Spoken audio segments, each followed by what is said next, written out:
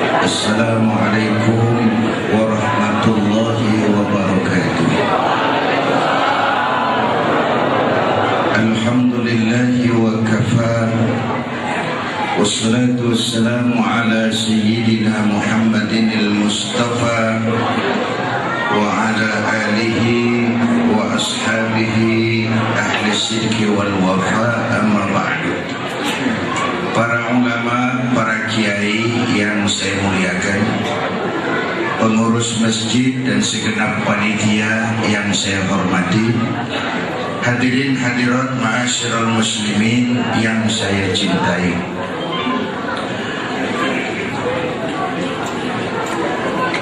Mengapa Rasulullah dijadikan contoh oleh Allah, dan apa yang mau kita contoh dalam konteks kekinian?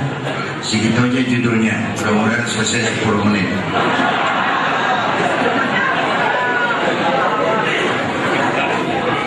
Mengapa Nabi Muhammad dijadikan contoh oleh Allah? Alasan pertama, kalau ayam disuruh nyontoh kambing, tuh yang nyuruh nyontoh kagak punya pikiran. Ayam mah nyontohnya ayam, kambing nyontohnya kambing, orang nyontohnya. Itu sebabnya Rasulullah itu orang, basyarun, bukan jin, bukan malaikat. Kalau malaikat mah susah nyontohnya, tidur kagak, makan kagak malaikat itu, ya sama duit budek.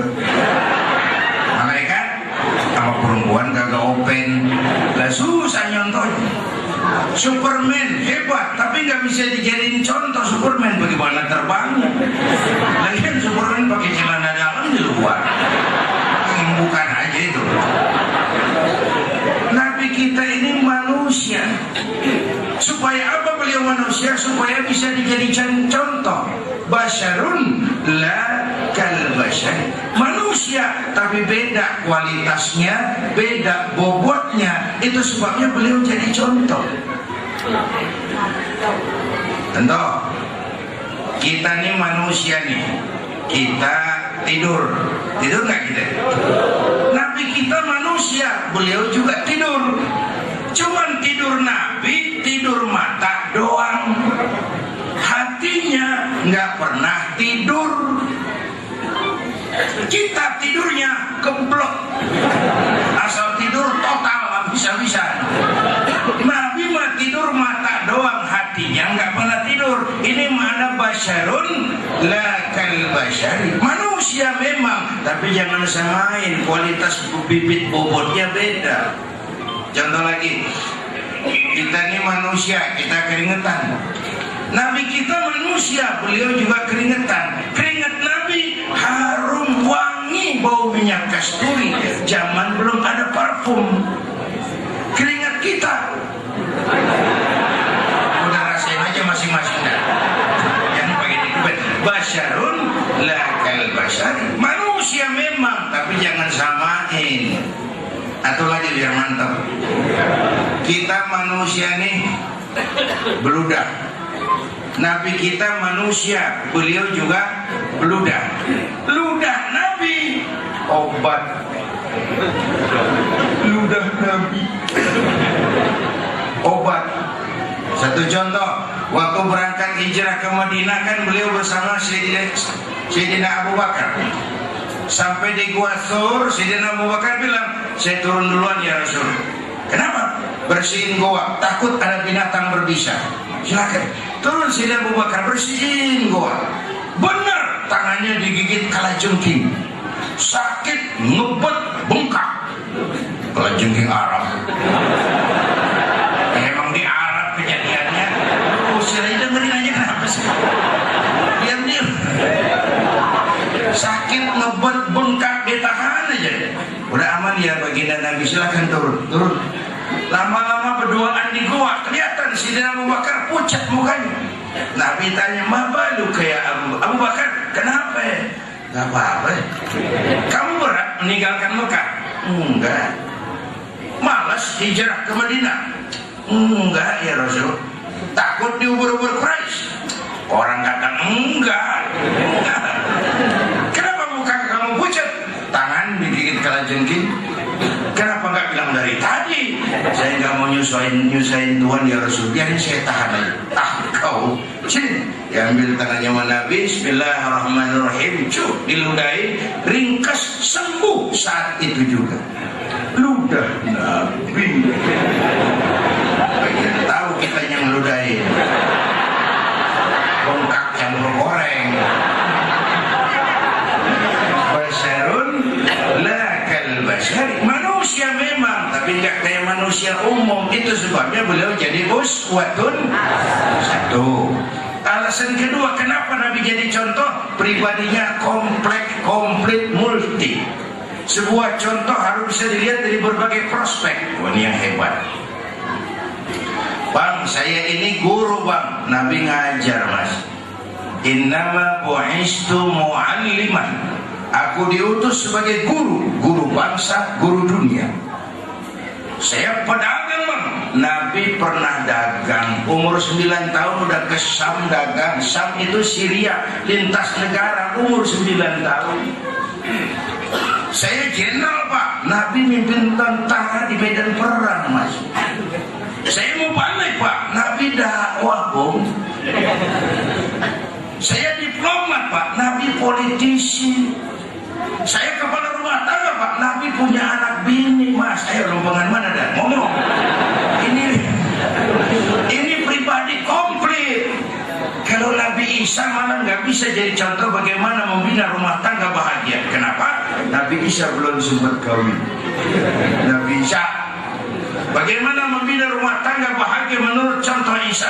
Nggak ada mas. Nabi Isa belum sempat kawin. Ada pengikut Nabi Isa nyangka nggak kawin ajaran Nabi Isa, ngikut lagi pada nggak kawin. Lamu bazir. Ini kasih perabotan. Dan nih yang hebat kata Imam Busairi dalam Burdah itu, ka'annahu wa huwa fardun fi jalalatihi fi ashkarin hina talqahu wa fi hasham. Syaratnya aja dah. Orang banyak, orang hebat banyak. Tapi yang hebat di mana-mana susah nyarinya. Nah, Rasulullah ini lagi diri hebat, lagi jalan hebat, lagi tidur hebat, di masjid hebat, di pasar hebat, di depan anak-anak hebat, di mata musuhnya hebat, di medan perang hebat, di depan istrinya hebat, di mana-mana beliau hebat. Susah nih jadi yang begini bang. Kita mah hebat-hebat setempat cuma. Di kantor hebat, sekantor orang diomelin. Di kantor, mantap pulang ke rumah dikeplak pakai centong sama bininya. Saya kagak ngelawan. Ini orang di depan bininya nggak hebat. Nah Nabi kita di mana-mana kelihatan kehebatnya. Jadi pantas kalau beliau uswatun. Waduh contoh alasan. Iya gua timbang lihat jam doang. Ini aja apa yang mau kita contoh dalam konteks kekinian? Pertama ibadah. Kalau ada orang yang hatinya paling bersih, Rasulullah. Kalau ada orang yang akhlaknya sempurna, Rasulullah. Kalau ada orang yang dosanya udah dapat jaminan ampun, Rasulullah. Tapi orang yang hatinya bersih, dosa udah diampunin, akhlak paling baik, itu kalau sembahyang malam kakinya bengkak karena rajin sujud. Kakinya bengkak karena rajin sujud. Saya tahu di sini juga banyak yang kakinya bengkak. Asal murah. Ya masing-masing lah urusannya. Nah, untuk menjelaskan ini kita keliling jalan-jalan dikit. Begini bang, saya tempoh hari di TV One bilang hidup yang paling tenang itu hidup model tukang parkir. Oh, tuh di Pati Mall tuh tukang parkir coba lihat. Biar mobil banyak, mereknya bagus-bagus, nggak pernah sombong.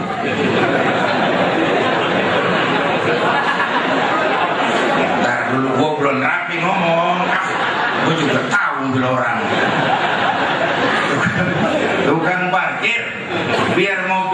banyak, mereknya bagus-bagus, nggak pernah sombong. Nanti mobil pergi satu demi satu, habis sama sekali, dia nggak sedih. Tenang aja dia. Mobil banyak nggak sombong, mobil habis nggak sedih.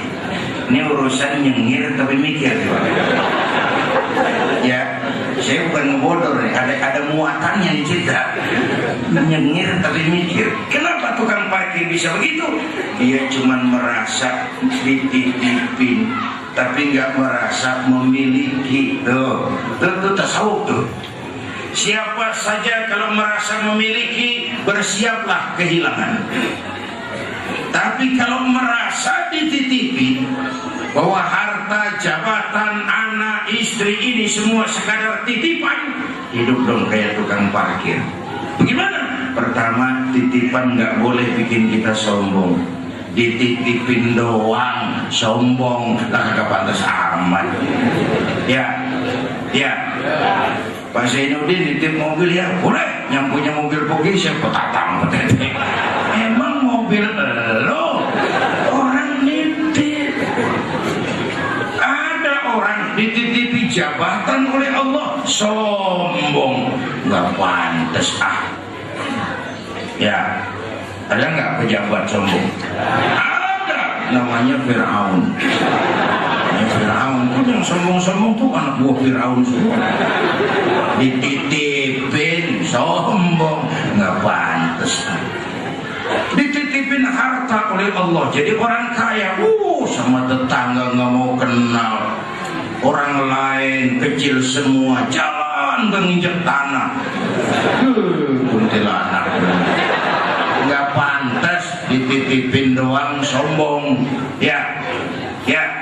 Yang kedua nih, ilmu tukang parkir. Titipan kudu dijaga yang benar. Kalau enggak, yang nitip marah. Saudara berangkat mau maulid naik motor, titip kan? Ntar pulang ambil motor, kaca spion pecah, knalpot hilang, bemper penyok. Jengkel nggak? Gua kan nitip, apa nggak dijagain? Coba renungin, apa bedanya? Allah nitip anak 3 orang di rumah kita. Allah nitip anak 3, nyatu mabuk, nyatu nyolong, nyatu rampok. Marah yang nitip marah. Kalau nggak jagain titipan. Allah titip harta, jadi orang kaya supaya bantu yatim, bangun masjid, bela yang lemah, bangun rumah sakit. Pelitnya 17 setan. Yang nitip marah, yang nitip ayo yang lebih marah. Allah titip Indonesia. Rakyat, ini Indonesia, aku titip, kata Allah. Titipan ini ditebus dengan keringat, air mata, darah, dan nyawa. Aku titip Indonesia. Ini negara besar dan kaya. Besar dan pulaunya 17.000 pulau. Itu belum termasuk Pulau Gadung dan Pulau Gebang. 17.000.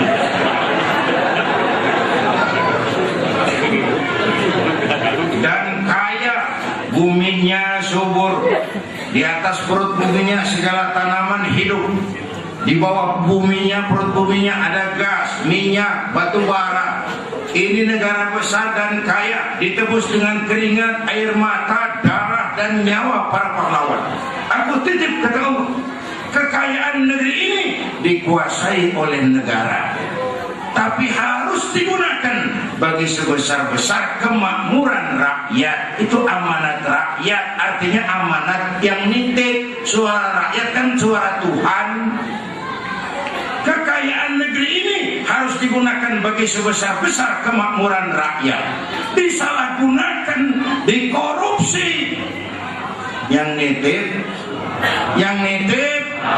kalau yang nitip marah, bang, dia suruh makhluknya yang lain negor. Siapa? Merapi. Itu kan makhluk. Angin, puting beliung, rumah pada rubuh. Angin makhluk. Hujan es, kebayuran hujan es, masya Allah. Tetangga saya udah pada nyiapin sirup.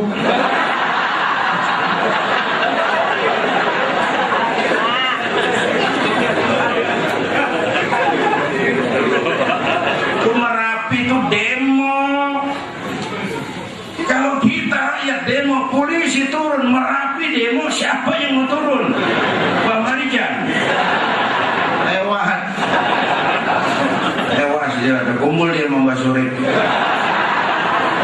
ketemu jalan Parsaku, ketemu udah ngobrol sih, kata Mbak Surip, tenang Pak Marijan, tak gendong, aman dia udah.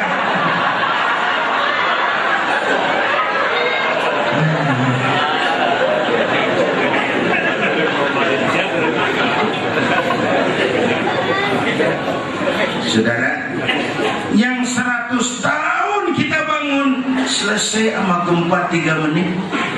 Ya, 100 tahun kita bangun selesai oleh gempa 3 menit. Kalau begitu kita perlu Allah.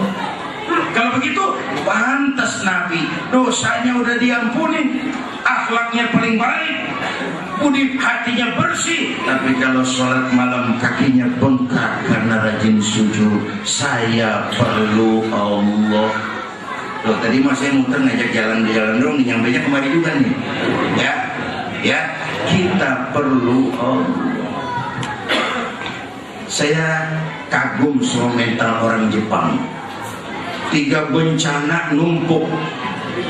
Mula-mula gempa 9,2 skala Richter. Habis gempa tsunami 10 meter ombak naik ke darat. Habis hancur-hancuran begitu bocornya reaktor nuklir. Terutama yang di Fukushima yang rada gawat itu. Fukushima itu pancoran ke kanan dikit. Gimana lu dengerin aja udah.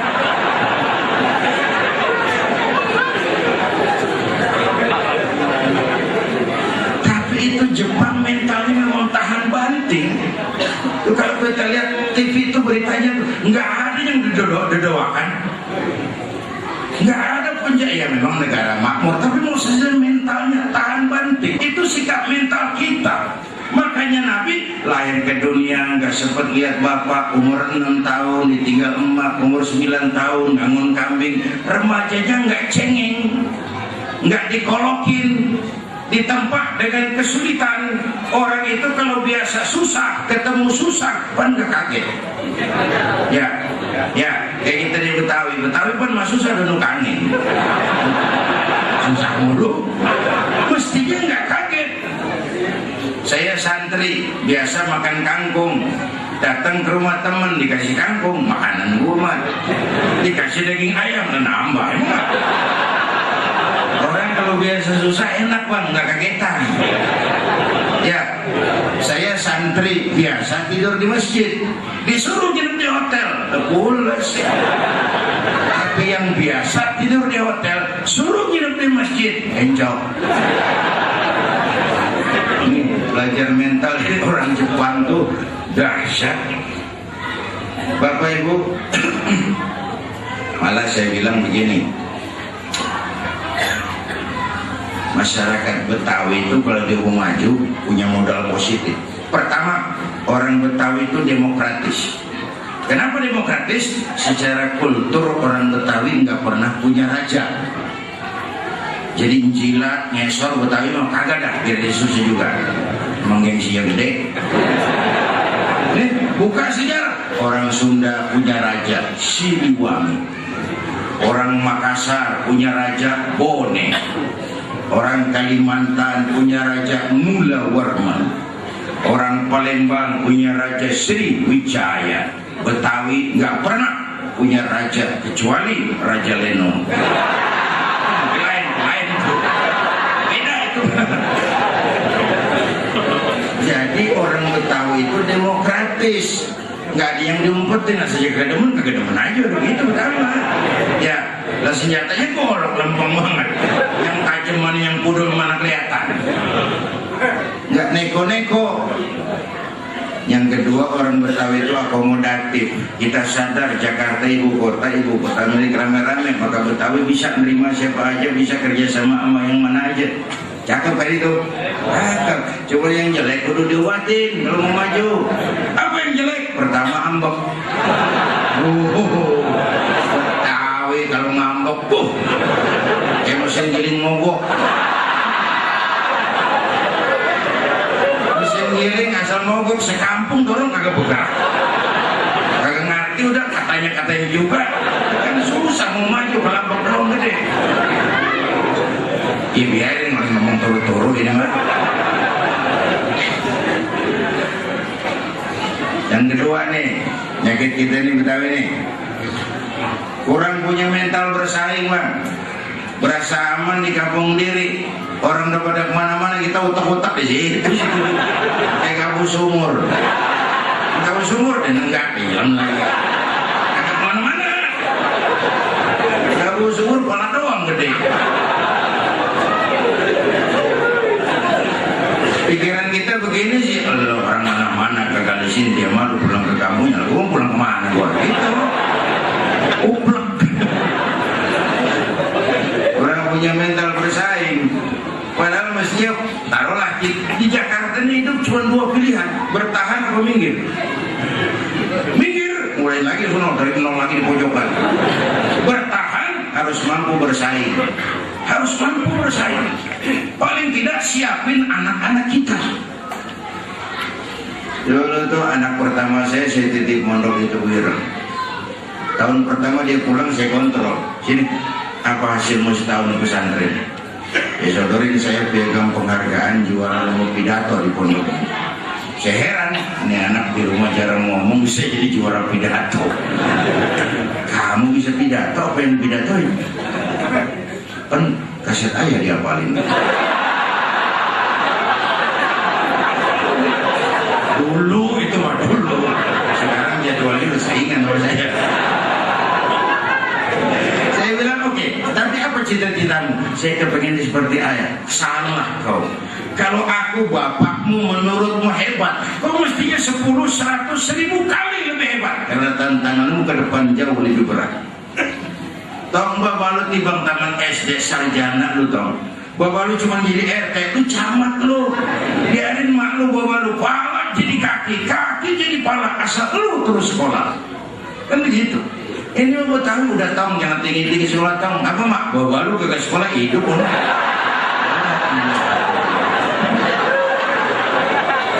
Mendingan makan singkong beneran daripada makan roti ngimpi. Makan singkong beneran, makan roti ngimpi, mendingan mana? Mendingan makan roti beneran. Milih aja susah gitu.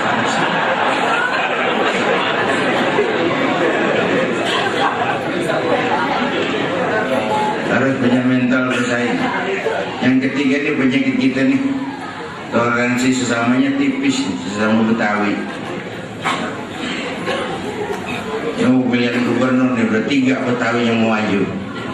3-3-nya temen saya udah ngomel. Betawi 3 yang maju, Jawa yang naik deh. Pecah suara, pecah. Saudara-saudara, toleransi sesamanya tipis. Asa mendingan jadi orang, takutnya ke Bon Pinang. Tahu Bon Pinang? Tinggi nggak? Segitu doang udah.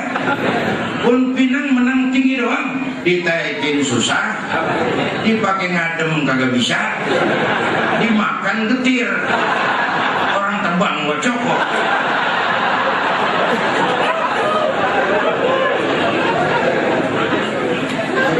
Waktu Pak Fauzi Bowo menang tempoh itu menang guru pertama, sebelum 2 hari sebelum dilantik saya mesen pertama bang kudu sukses. Ini tumben Betawi jadi gubernur kudu sukses. Sebab kalau gagal misalnya kagak enak, orang bakal ngomong emang Betawi kagak semenggah. Habis dah. Yang kedua, siapin lapisan berikutnya. Saya mah iri sama saudara-saudara saya dari Batak tuh. Asal kepala bagian di DKI ini, asal kepala bagian orang Batak diatur di bawahnya tuh Batak. Ntar kepala bagian orang Sunda diatur di bawahnya orang Sunda tuh. Jadi turun yang gantiin Sunda lagi. Itu maksudnya. Kita Betawi kagak. Asal dinaik jadi orang jepik jadian. Ditembang habis aja. Nggak ada lapisan berikutnya. Ini ngapa baik mari-mari nih?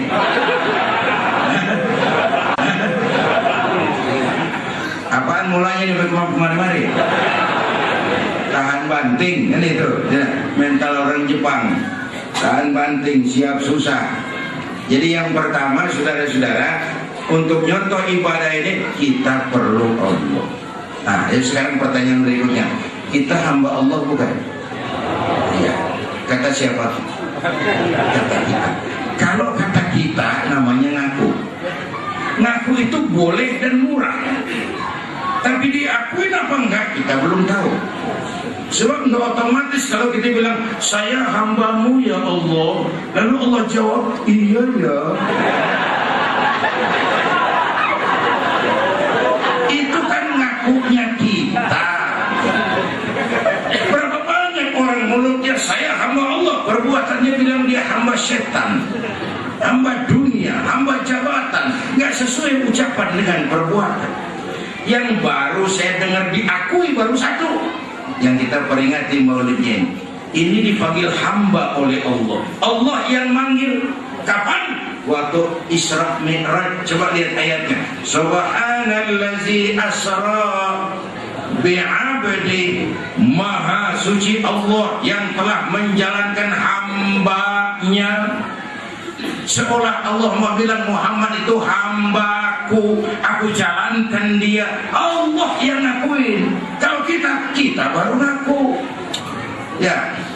Ya, sebab orang mau jadi hamba Allah itu diuji, digojlok, digembleng, lulus, lolos, hamba Allah. Semua nabi juga digojlok, enggak jalannya gelar karpet, enggak.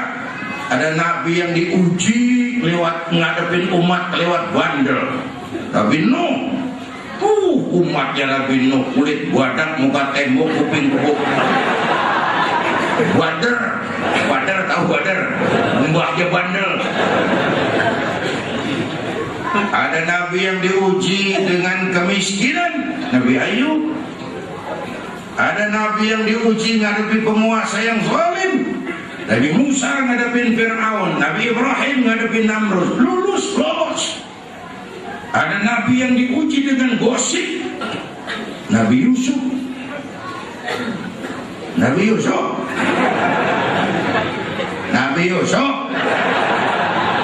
Pan Suleho pan nama Yusuf. Pan Yusuf pan kagak mau pan. Pan Suleho kecewa. Dia undang infotainment. Nabi Yusuf. Berisik aja lu pulang nih.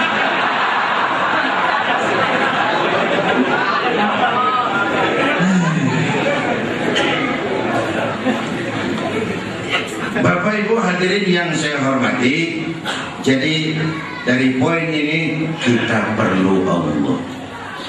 Kita perlu Allah. Apalagi sekarang ini kan zaman entertain, orang pada pinter bikin bungkusan. Sekarang kiai sama dukun tipis bedanya.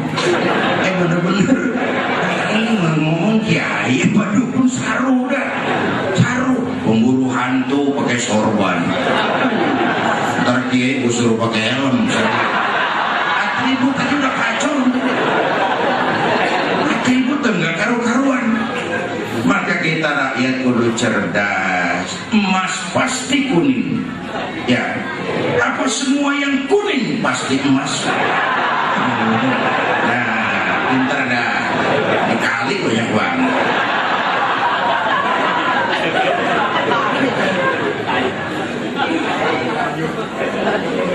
Jaga akhlak kita kepada Allah. Akhlak kepada Allah itu kan jangan menyebutkannya dengan sesuatu, jangan menyembah kecuali hanya kepadanya. Itu aja yang penting.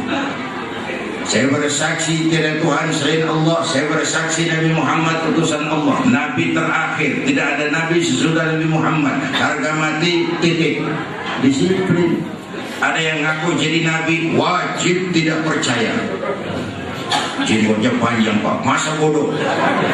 Mau sorbannya kayak Batman, gak ada urusan. Berapa banyak kita jadi korban Nabi palsu. Dan orang-orang hantu harus tahu, soal Ahmadiyah itu bukan soal kebebasan beragama, itu soal penodaan terhadap agama. Kalau kebebasan beragama, kita sangat menghargai kebebasan. Kita nggak ngamuk orang Kristen bilang Tuhan 3, Trinitas, Tuhan Tuhan Anak, Tuhan Bapa, Ruhul Kudus. Silakan, lakum dinukum. Inilah yang namanya kebebasan beragama. Kita nggak ngomel orang Buddha bilang Tuhan ada dua. Tuhan besar namanya Mahayana, Tuhan kecil namanya Hinayana. Silakan, mau Tuhan besar, Tuhan kecil, Tuhan tanggung. Ini urusannya lakum dinukum. Tapi kalau ada orang ngaku Islam, nah di sini dong urusan ini. Ngaku Islam, lalu percaya ada Nabi sesudah Nabi Muhammad, itu penodaan terhadap agama. Jelas? Jelas? Gak jelas pulang ya? Nggak ada kebebasan tapi ninja kaki orang tuh nggak ada. Saya bisa beli radio, saya setel di kamar saya sekenceng-kencengnya, terus saya ngomong radio gue, yang beli gue, pakai duit gue setel di kamar gue, nggak ada urusan sama orang lain, sekenceng-kencengnya kata saya. Nah tetangga saya kan boleh juga ngomong gitu. Kata tetangga saya, mata gue, yang ngantuk gue tidur di kamar gue, ngapa suara radio lu nyampe kemari?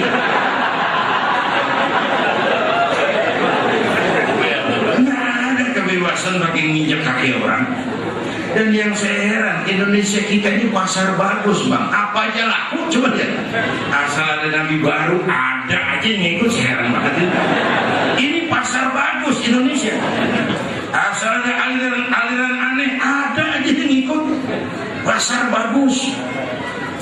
Coba berapa banyak udah mulai dari Aman Muzaddiq ya Al-Qiyadah, ngaku jadi nabi, pelatih badminton.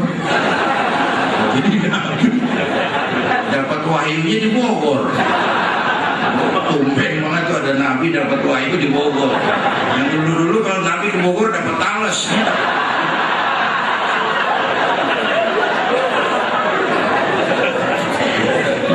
Tangkap polisi 4 tahun penjara. Bis gitu Sayuti Rancayakek Bandung, Kang Cukur ngaku dapat wahyu jadi nabi lagi, dihukum 2 tahun. Lia Edan ngaku Jibril, ditangkap sama polisi. Pokoknya kita salut sama polisi Republik Indonesia, bukan cuma teroris, Jibril tangkap. Gimana di dunia polisi berani nangkap Jibril?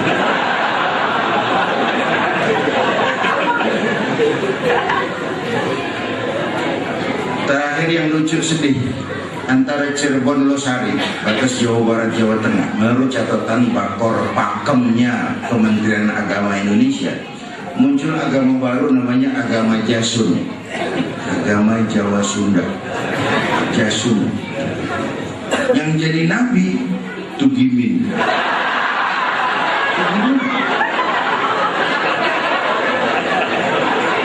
Saya bilang ini mah jangan jadi nabi, jadi kiai juga kurang angker. Angker bapak Tugimin.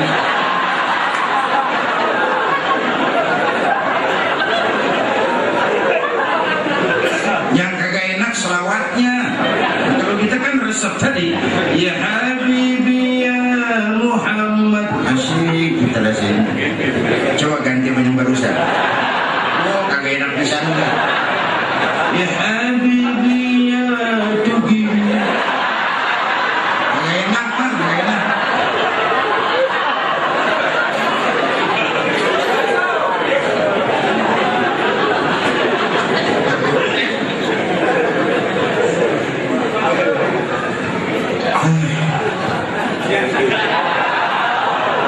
Sampai jam berapa?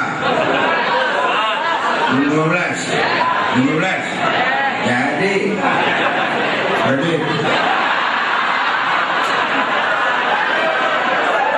bercanda jadi gitu. Gua masa argo cocok buat hari.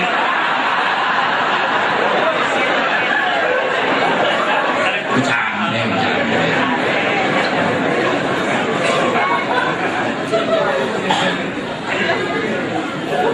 Bapak Ibu hadirin yang saya hormati, disiplin dalam akidah.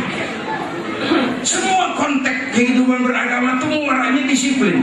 Kita masih bersyukur lah, kita di Jakarta Selatan, bagi daerah Duplekan Mampang masih banyak ustaz, banyak kiai, banyak taklim. Alhamdulillah masih bisa jaga gawang.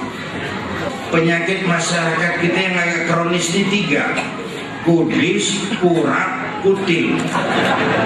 Kudis, kurak, kutil. Sumber penyakitnya 1, kuman. Kudis kurang disiplin, kurak kurang rapi, kutil kurang teliti. Sumbernya kuman, kurang iman. Ini mah nggak pakai kitab nih, ilmu takatik aja ini mah. Emangnya kitabnya apa tuh? Kagak, ilmu takatik aja nih mah. Pertama, kudis kurang disiplin. Kita ini bangsa yang disiplinnya rendah. Padahal semua konsep keagamaan kita pokoknya disiplin. Syahadat, disiplin akidah. Sholat, disiplin waktu. Puasa Ramadan, disiplin makan minum. Biar kata halal, kalau belum waktunya mah jangan. Itu kan disiplin. Ramadan itu tempe halal habis maghrib, tahu halal habis maghrib, air kelapa halal habis maghrib, bini sendiri halal habis tarawih. Nafsu bener kok. Biar halal, kalau belum waktunya jangan. Itu kan disiplin. Ketika perintah puasa pertama diturunkan, sahabat-sahabat menyangka siang malam kagak boleh bergaul sama bini. Ada yang nyerempet-nyerempet. Terus bang Zohor kumpul kongko di Madinah di masjid tuh. Semalam gua kenapa ya? Gua kagak tahan lo. Terus kejadian juga sama bini gua. Yang dibujukan angkat tangan. Gua juga. Ada temennya. Yang ngatu lagi nganya. Aku ngantar malam lah. Lalu Allah tegasin, uhilla lakum lailatas siyami ar-rafathu ila nisaikum. Dihalalkan bagi kamu pada malam puasa bergaul dengan istri kamu. Yang kagak boleh cuma siang, malam boleh. Kenapa? Allah tahu kebutuhan kamu. Kalau siang kagak boleh, malam kagak boleh, sebulan suntuk. Apa kagak rontok rambut?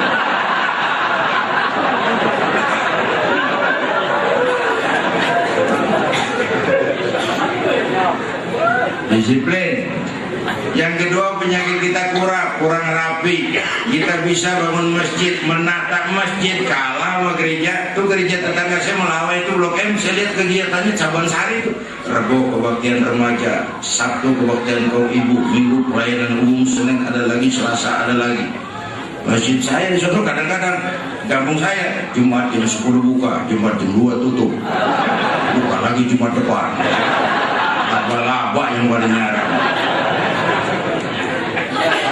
Kita bisa bangun rumah sakit Islam, bersaing, kalah sama Omni, kalah sama rumah sakit Kristen. Berapa banyak rumah sakit Islam akhirnya jadi rumah Islam sakit.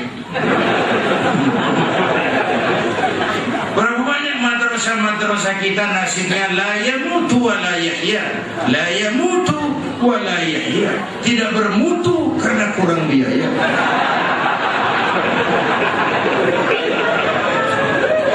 Kurang. Yang ketiga kutil, kurang teliti. Masyarakat kita sekarang cepat heran, gampang kagum. Ditambah abad entertain, orang pada pintar bikin bungkusan. Masyarakatnya lagi kutil, kurang teliti, cepat heran, gampang kagum. Masyarakat mall, coba lihat ibu-ibu kita tuh sadar mall baru ramai-ramai aja ke sana. Belah sana buka pintu ramai-ramai ke sana. Lah kagak pada belanja enggak. Numpang heran doang. Kurang teliti, cepat heran, gampang kagum. Pakai cerita deh. Satu hari terjadi tabrakan di jalan, keras sekali. Korban jatuh belepotan darah.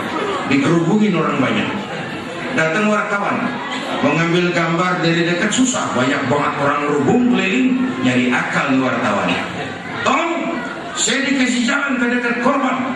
Orang pada yang semua, saudara siapa? Saya bapaknya korban. Dia ngaku bapaknya korban. Ya orang pada minggir. minggir semua, dia maju ke depan korban. Sampai di depan korban, pucat mukanya tuh wartawan. Kenapa? Yang ketabrak anak monyet.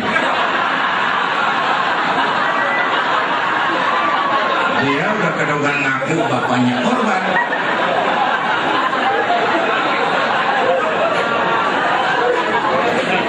Jadi apa pesan cerita ini? Kalau belum dikenal benar mah jangan buru-buru ngakuin. Ya, kalau belum kenal benar mah jangan buru-buru ngakuin. Ya kagak tahu yang ketabrak siapa. Saya bapaknya korban loh, makan lo jadi bobok monyet. Kalau belum kenal benar, jangan buru-buru ngakuin. Ini apa entertain, orang pada pinter bikin bungkusan. Rakyat jeli, cerdas. Bapak Ibu hadirin, baik, itu yang pertama. Apa yang mau kita contoh? Ibadah. Kenapa kita mencontoh? Karena kita perlu Allah. Ya, itu. Waktu guru saya Kiai Haji dan Khalid wafat, saya ajak orang baca Fatihah. Tapi saya ke belakang. Ada pengusaha teman saya agak sekuler memang nyamperin saya. Kiai, kenapa? Saya cuma pengen kepastian. Pastian kenapa? Emangnya orang mati dibacain Fatihah nyampe pahalanya? Saya begini aja mas. Ente kalau nggak percaya mati aja dulu dah. Ntar kan gua bacain Fatihah. Lu tungguin di sana.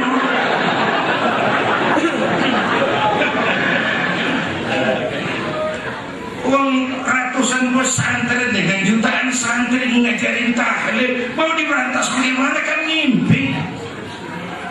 Ayo berjuang yang manfaat buat umat. Yang suka maulid bagus terusin, yang nggak suka maulid nggak apa-apa, cuman jangan ngomelin yang maulid. Koruptor gentayangan yang mulu dan diomelin. Kita ini terbalik pikirannya, terbalik, cari yang lebih maslahat buat umat. Ada lagi teman saya silaturahmi ke rumah, mau ngobrol di depan, di depan rumah saya masjid tuh, masjidnya pakai beduk. Kiai, masjidnya bagus ini. Ya, masjid di kampung. Tapi pakai beduk itu? Pakai. Kan bid'ah tuh. Kata siapa? Katanya. Saya bilang, lu baru ngaji bab katanya udah galak banget. Begini mas, begini. Saya bawa jauh, saya ajak ngobrol. Itu beduk tuh bukan agama mas, itu budaya. Budaya itu tanda masuk waktu, bukan manggil orang sholat. Manggil orang sholat mah pakai azan. Tanda masuk waktu pakai beduk. Nggak mau pakai beduk, break juga boleh. Mabrek boleh. Kalau leher kenceng mah boleh. Ya, cuman kan wali songo dulu cerdas, daripada beberekan mending pakai beduk dah. Sekali pukul sekampung kedengeran. Itu budaya.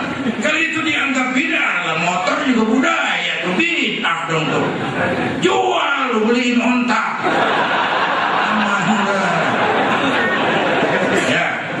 Ya, handphone bid'ah tuh. Jual. Cari kaleng susu, sambungin mau benang. Ngomong ke botak.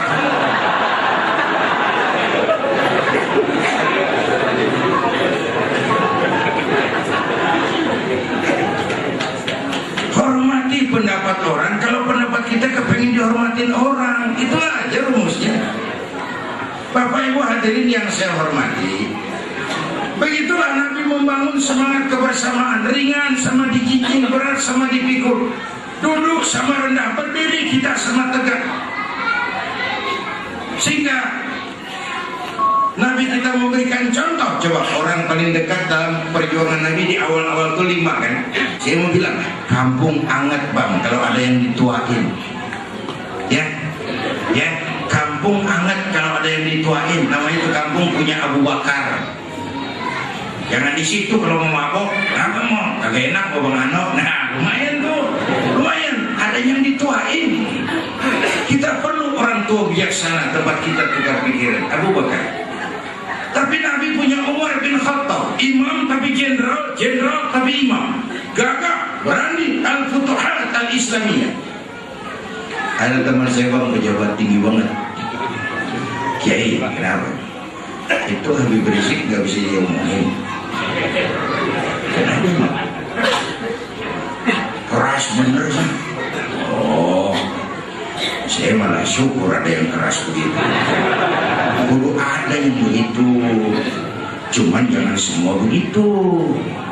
Kita nih ibarat perang kudu punya golok, punya kampak, punya silet, punya pisau. Lawannya siapa? Cocokin tuh senjata. Apa yang dihadapin? Kumis bang, silet, maju. Dia bilang sini apa nih? Akar nepunang bang, kampak turunin. Kan nyetelnya doang. Nyetelnya aja yang bener. Kalau yang dihadapin kampak, yang maju silet. Kalau yang dihadapin bibir, yang dihadapin kumis, yang maju kampak. Bongkar ini. Urusan kagak rapi. Ya. Penari yang baik mengerti irama gendang, Pak. Penari yang baik ngerti irama gendang. Jangan berbisik kepada orang tuli, jangan orang buta diajak senyum. Bagus maksudnya, cuman kan ada mubazir. Dia kagak paham. Senjata yang bagaimana aja kita kudu punya, tapi nyetelnya yang bener. Nyetelnya semua ustaz juga kita perlu. Yang halus, lembut kita perlu, yang keras perlu supaya kita kagak tidur. Satu sama lain saling ngelengkapin. Jangan nama ustaz yang ngajar fikih ngenyek apaan bang. Ini hari masih ngaji bab istinja, pengen air mau jadi rame. Janganlah, kita perlu saling melengkapi. Hidup tuh jadi enak kalau kita saling melengkapi, saling menunjang. Yang gampang banget ada tangan nih, tangan kiri makanan sekalipun beda, kerjasamanya cakep banget. Sekalipun beda, kerjasamanya akur. Asal kiri gatal nih, kanan kagak pakai diundang, udah ngerti aja tuh. Nggak ada kiri gatal kanan pakai ngomel, luka aja sendiri. Rukun. Terus biar tangan kanan kerjanya cakep-cakep, salaman, tanda tangan, hitung duit, kanan kiri mah tahu diri, sadar banget ini. Memang urusan gue bidang pembersihan, udah pembersihan aja. Tapi yang kanan juga sayang sama yang kiri, lu tenang aja lo. Tertentu duit gue beliin jam tangan yang make lo. Enak dia nih, kerjasamanya kompak, rukun. Ya, kita perlu punya Umar bin Khattab, tapi nggak cukup. Nabi juga punya Abu Bakar. Ada yang kokoh, berani, ada yang bijaksana. Terus apa lagi? Nabi punya Utsman bin Affan, pengusaha tapi santri. Nah, kita perlu punya Utsman. Masjid cepat rapi kalau banyak Utsman tuh di kampung. Nih bangun masjid begini nih nggak cukup pakai takbir. Allahu Akbar. Kubah turun. Ada tuh lu perlu beli semen, beli pasir, perlu ngecor. Perlu Utsman. Ini mauludan begini nih, kudu ada perlu Utsman nih. Ya, Utsman. Perlu majelis taklim kita yang mingguan itu perlu punya Utsman supaya maju, gurunya sejahtera. Kalau ngarepin jamaah yang ngaji 3 pojokan, atau ngempetnya atau uang. Udah pegal banget gitu deh. Kadang-kadang saya kasar, saya bilang kita nih kadang-kadang lebih ngargain burung beo daripada ustadz yang ngajarin kita. Di musola tuh baca kitab, burung beo bisa ngomong dikit banget, Assalamualaikum, ngerti kagak, fasih kagak, beo tuh Assalamualaikum, sejuta. Beo ngerti kagak, fasih Assalamualaikum, sejuta. Ustadz ngajar di musola baca kitab selembar, Assalamualaikumnya cakep, meniran mulut, pulang 16.000.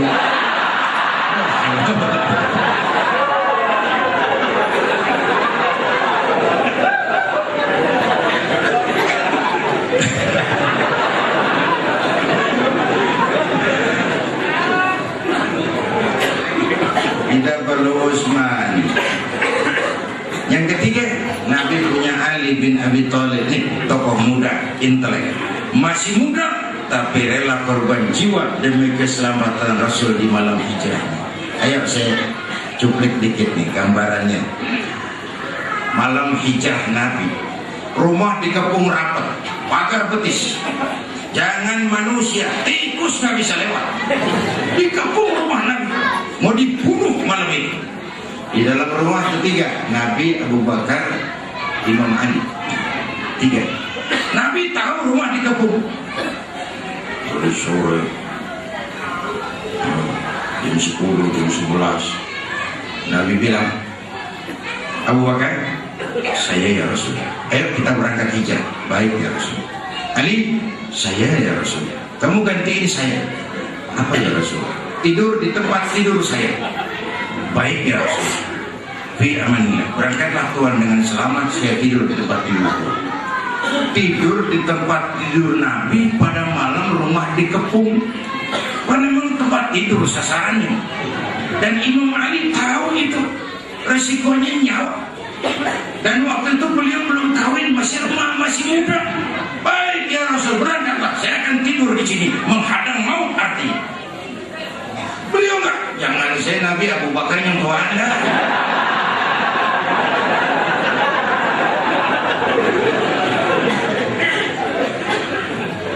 Luar biasa. Kita perlu anak-anak muda macam Ali bin Abi Thalib. Yang kelima, Nabi punya Khadijah binti Khuwailid. Orang lain belum iman, Khadijah iman. Orang lain musuhin Nabi, Khadijah korbankan hartanya bantu Nabi. Kita perlu Khadijah baru untuk memajukan Islam. Ini bapak-bapak saya bilangin, terpulang dari sini boleh udah musyawarah sama bininya. Malu aku menjadi Khadijah ini begitu. Umpamanya ya bagaimana ke akalnya.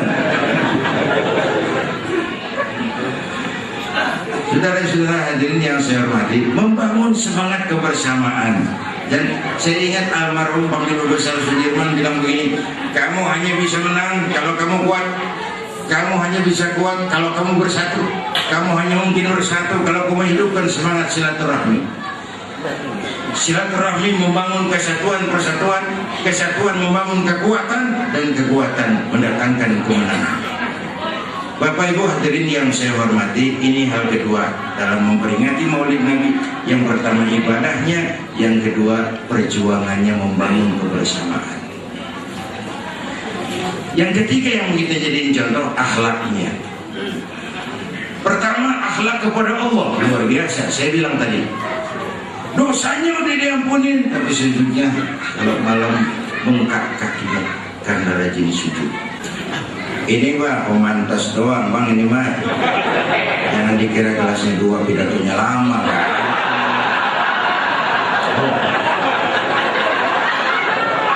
Melihat kelasnya 2 lama deh. Ember lu taruhin.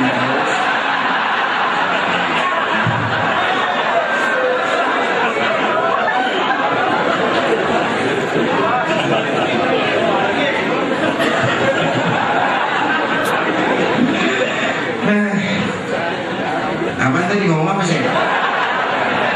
Akhlak. Akhlaknya kepada Allah begitu rupa. Kita contoh. Semua kita perantau di bumi Allah. Perantau pasti pulang. Orang yang selesai merantau di dunia disebut telah pulang ke rahmatullah. Kenapa pulang? Perantau, nggak boleh tetap selamanya. Bodoh, goblok, bahlul, nah itu mati. Bodoh kalau ada perantau, tahu perantau tapi nggak mikirin pulang. Waduh, bodoh betul. Ayo flashback. Kita kan mula-mula tinggalnya bukan di sini bang. Kemarin kan kita ngendon, perantau. Mula-mula kita tinggal di alam arwah. Sebelum jasad diciptakan, roh dibikin. Berapa lama di sana? Cuma Allah yang maha tahu. Dari alam arwah merantau lagi. Kemana? alam rahim, alam kandungan emak, tempat roh ketemu jasad. Pernah tinggal di situ 9 bulan. Nah, buat adik-adik saya, anak-anak saya, remaja, pemuda, emak kita, emakmu, emakku, emak kita semua mau dibalas pakai apa jasanya, nggak bakal nebus. Semua harta kumpulin mau balas jasa emak, nggak nebus. Alam rahim, Allahu Akbar. Emakmu, emakku, emak kita nih dari mulai ngidamin kita udah kita seksa. Muntah tiap jam, mending gak ada yang dikeluarin. Enggak, muntah kering namanya kan sakit perut. Yang dipengenin yang kagak musim, namanya orang idam. Tengah malam pengen megang kepala kereta. Wah, heran lu jorok amat lu.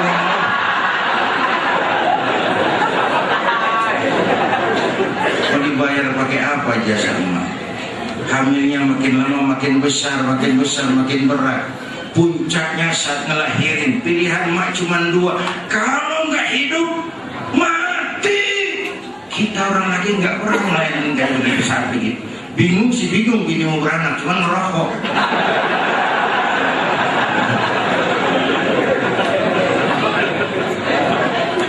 Saat ngelahirin pilihan cuma 2, kalau nggak hidup mati. Bagai ditarik kulit dari dagingnya, bersatu air mata, keringat dan darah, menjerit kesakitan dilahirkan kita, menjerit. Ya Allah, mau dibayar pakai apa? Bagaimana nggak ngejerit emak? Masuk 3 on, keluar 3 kilo.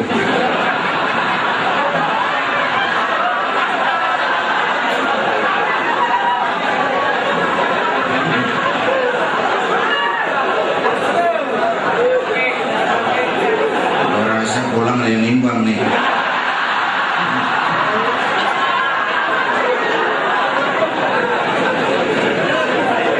Begitu anak lahir, bro, selamat, emak masih lepotan darah, senyum, alhamdulillah, anak gua selamat. Mau dibayar pakai apa jasa emak? Mau dibayar pakai apa? Sejak kita lahir sampai akhir balik, kerjaan kita apa? Ngurangin kesenangan emak. Tidurnya kurang lantaran jagain kita. Ya, kita sakit, emak lebih sakit lagi. Emak lagi makan enak-enak, kita di pangkuannya. Apa marah emak? Enggak, malah bilang, anak gua tainya cakep. Baik, cakep.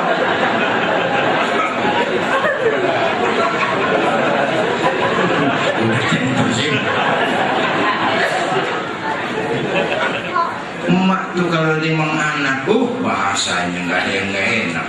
Timang kita anak raja, ya Allah, anak raja kita. Udah hitam gorengan, anak raja.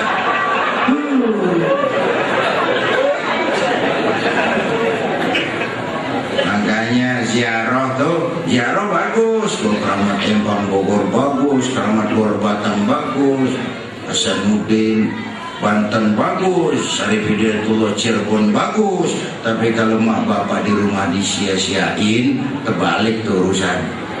Ya, mak bapak tuh keramat hidup. Dari situ dulu mulainya. Alam arwah, alam rahim. Dari alam rahim baru kita pindah ke sini nih. Apa sih namanya ini? Tegal Parang. Baru pindah kemari. Berapa lama? Sesuai jatah. Ada yang 950 tahun kayak Nabi Nuh. Ada yang cuma 63 tahun kayak baginda Nabi. Kenapa? Orang tahu. Kalau nyontoh Nabi, jatah kita 63. Jadi kalau malam ini kita sudah 50 tahun, tinggal 13. Kalau malam ini kita sudah 62 tahun 11 bulan,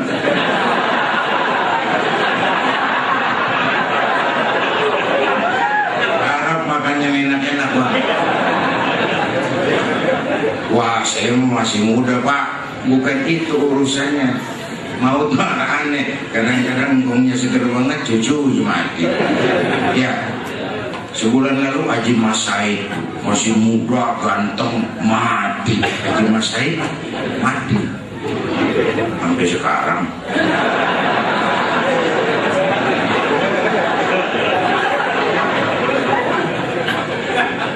Jam 6 pagi sopirnya mati, jam 10 siang 4 jam kemudian Mbah Suripnya mati. Sebelum mati dia pesan sama teman saya W.S. Rendra, Mas, saya kalau mati tolong dikubur di bengkel teater Depok. Monggo, kata Rendra, kuburin. Belum seminggu dikuburin, Rendra aja nyusul. Sebulan sebelum itu lebih dahsyat, The King of Pop, Michael Jackson mati. The King of Pop, Raja Pop dunia mati. Apalagi penyanyi keroncong, lebih mati lagi. Rantau dan mati, saya sering bilang nggak pakai abjad. Kalau pakai abjad enak nungguinnya. Tahun ini yang mati A, tahun depan B, lalu C, terus D, lalu R, terus B, tahun depannya A, saya Z.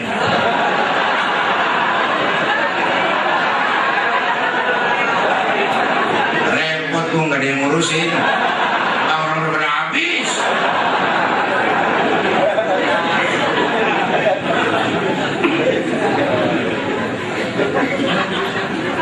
Kalau ajal datang kita pindah kemana? Alam barzah. Yang ngantar siapa? Cuma 3, keluarga harta amal. Yang 2 pulang lagi. Siapa? Keluarga, nggak ada yang mau ngikut kan. Temennya katanya sayang banget sama dia. Begitu kuburannya diuruk lah, paling kencang injeknya. Kacau banget. Nggak ada yang ngikut. Nah, sampai sini saya mau endingnya begini. Ini penutup ini. Iya, nggak apa-apa, ntar gue terusin aja begini. Begini. Saya Nudin MZ nih. Kalau ngarepin masuk surga pakai amalan yang saya kerjakan sendiri, rumah-rumahnya tipis harapan.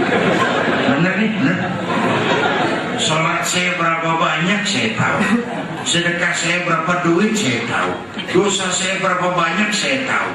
Terus saya baca sejarah, Nabi Adam dosanya atuh. Nabi Adam makan buah khuldi, dikeluarin dari surga. Nabi Adam dosanya atuh, dikeluarin dari surga. Kita dosa banyak, pengen masuk. Wah, kakak semua nggak banget. Nah, untung ini saya masuk 2 hal. Untung Allah Tuhan kita bukan Tuhan pendendam. Allah Tuhan kita Tuhan yang ramah dan penuh rahmat. Manusia, dosamu banyak, tapi lihat rahmatku lebih banyak. Manusia, dosamu besar, tapi lihat ampunanku jauh lebih besar. Kau nangis di hadapanku, aku senyum memandangmu. Kau berjalan menujuku, aku lari menyambutmu.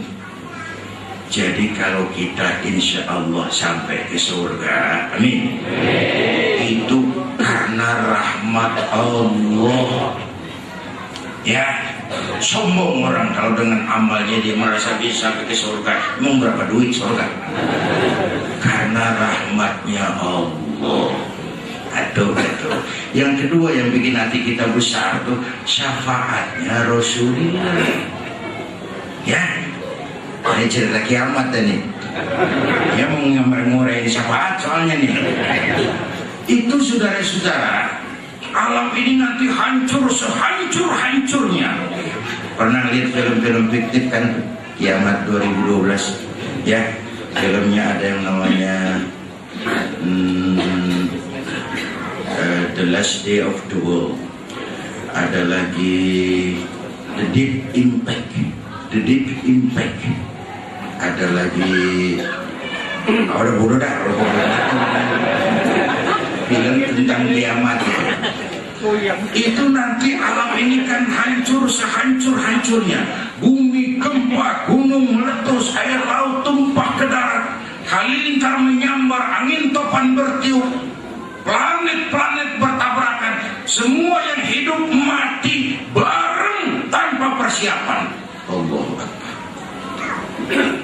Jadi waktu ada teman saya bangun pesantren, meletakkan batu pertama, diminta saya, terus dia bilang, Kiai, doakan supaya pesantren kita jalan terus sampai hari kiamat. Saya bilang jangan, serem. Kamu mengalami. Begini aja, mudah-mudahan pesantren kita ini jalan terus sampai kira-kira kiamat kurang seminggu. Ada aman.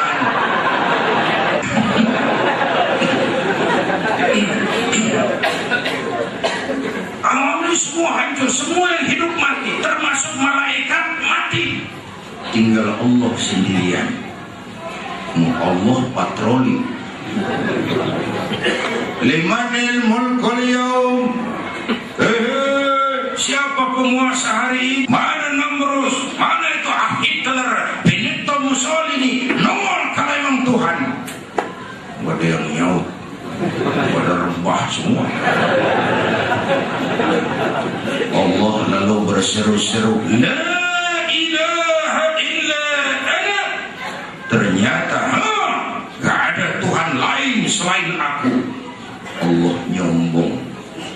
Waktu itu Allah nyombong. Kalau Allah nyombong udah pantas aja, udah emang kagak lagi sih. Makanya diskusinya bilang al-kibriya'u libasi. Sombong itu pakaianku. Sombong pakaianku, kata Allah. Cuma aku yang pantas pakai. Kamu manusia nggak pantas pakai pakaianku, gombrong. Lah pakaian Tuhan dipakai. Jadi kalau orang sombong tuh pakaian Tuhan dia pakai tuh, nggak ada pantas-pantasnya, udah gombrong.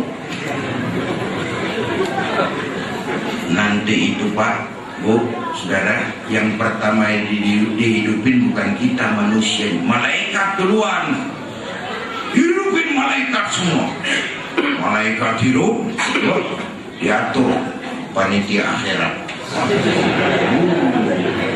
Yang bertamu siapa, yang mimpin marawis siapa. Balik, siap. Sediakan neraka.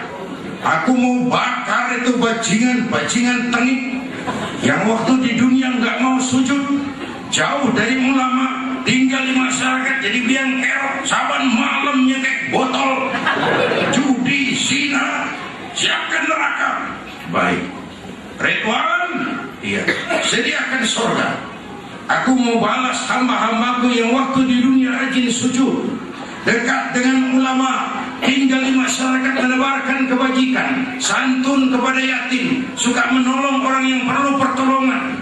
Udah tengah malam masih muludahan aja. Umpamanya dia. Umpamanya.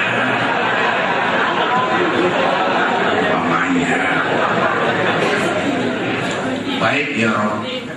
Jibril, Mikail, ya, ke surga. Untuk apa ya Rob? Ambil kendaraan namanya Burak, turun ke alam, cari di mana kubur kekasihku Muhammad, bangunkan dari kuburnya, bawa ke surga. Turun Jibril, Mikail, bawa Burak, cari kuburan Nabi. Alam udah hancur-hancuran, nyari kuburan. Tegal parah aja udah ketemu. Nyari kuburan, selingkuhan berduaan.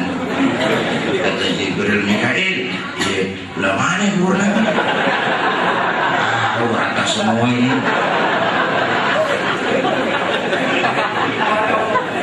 Dua-duanya sujud, mohon pertolongan Allah, sujud.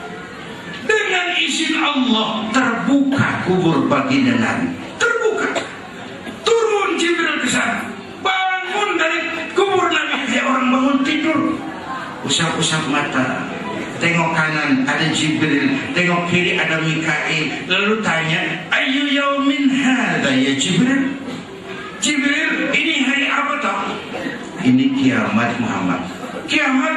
Kiamat. Jibril, kalau memang ini hari kiamat, aina ummati? Umat saya mana Jibril? Umat saya mana? Allahumma shalli alaihi wa sallam. Belum pernah ada seorang pemimpin yang begitu besar cintanya kepada umatnya dari dunia sampai akhirat. Bangun dari kubur, tahu kalau hari kiamat, yang ditanyain pertama kita nih, umat saya mana?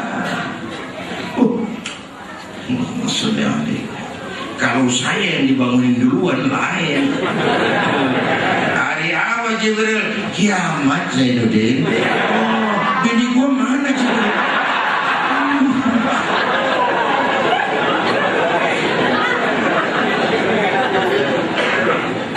Nabi gak tanya Khadijah wala Aisyah wala Fatimah, aina ummati? Umat saya mana? Kau manusia pertama yang dibangunkan dari kubur Muhammad. Yang lain masih pada rebah. Terus kita ke surga Muhammad. Perintah Allah. Perangkat. Nyampe surga kayak orang gelisah Nabi kita. Mondar mandir, mukanya nggak cerah. Kayak orang nggak betah, resah, gelisah. Yang punya surga kan jadi kagak enak liatnya. Ya Muhammad, labbaik ya Rabb. Nggak enak di surga. Enak. Kurang cukup fasilitas. Cukup. Kamu kok seperti orang nggak betah tuh kenapa? Saya teringat umat saya, ya Allah, umat saya gimana nasibnya? Iya, saya mau udah enak di surga. Umat saya udah enak di DPR. DPR salah lagi, salah.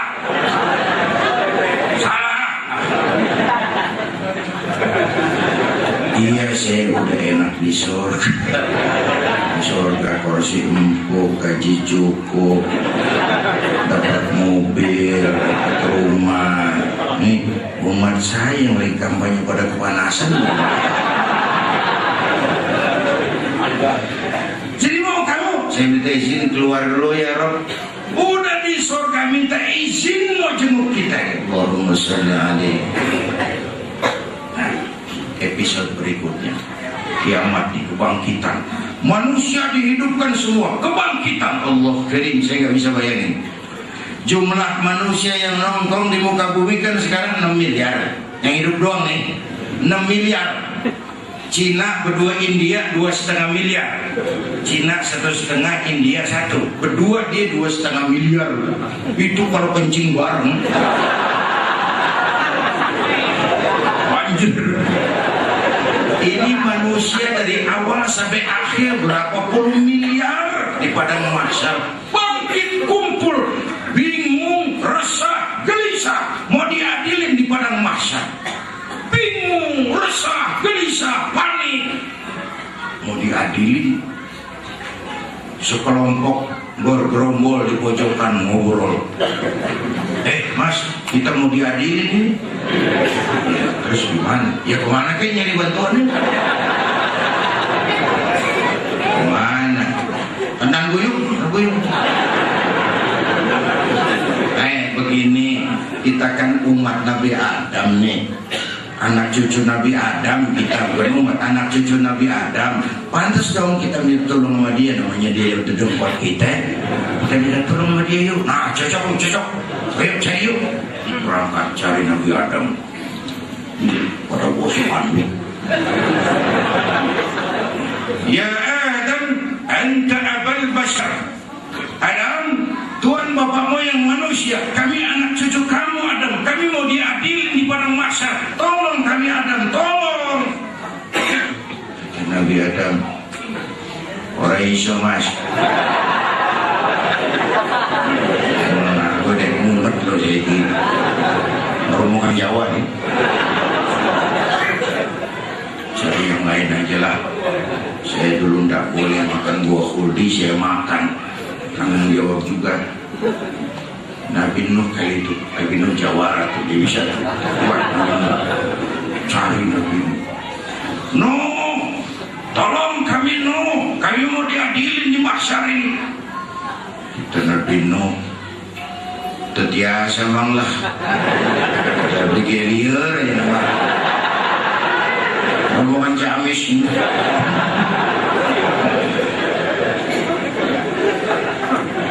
Saudara-saudara, dikala itu dengan izin Allah cuma satu orang yang malah manggil, ummati ana laha, ta'ala ummati ta'ala, umatku sini, umatku sini. Yang kita peringati maulidnya malam ini, beliau manggil ta'ala ummati, umatku sini, umatku sini. Kenapa beliau bisa manggil?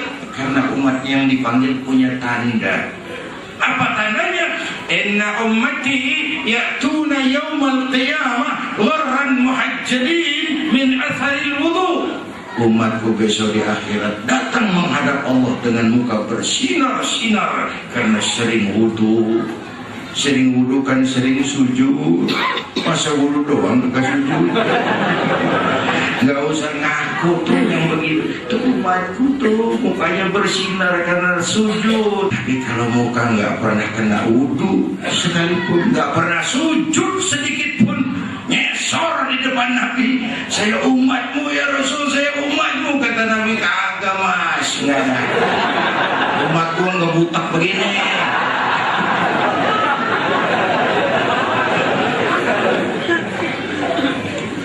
Saudara-saudara, mudah-mudahan kita semua mendapat syafaat. Tapi kurang saya mohon maaf. Terima kasih. Usikum wa iyaya bitaqwallah. Wassalamualaikum warahmatullahi wabarakatuh.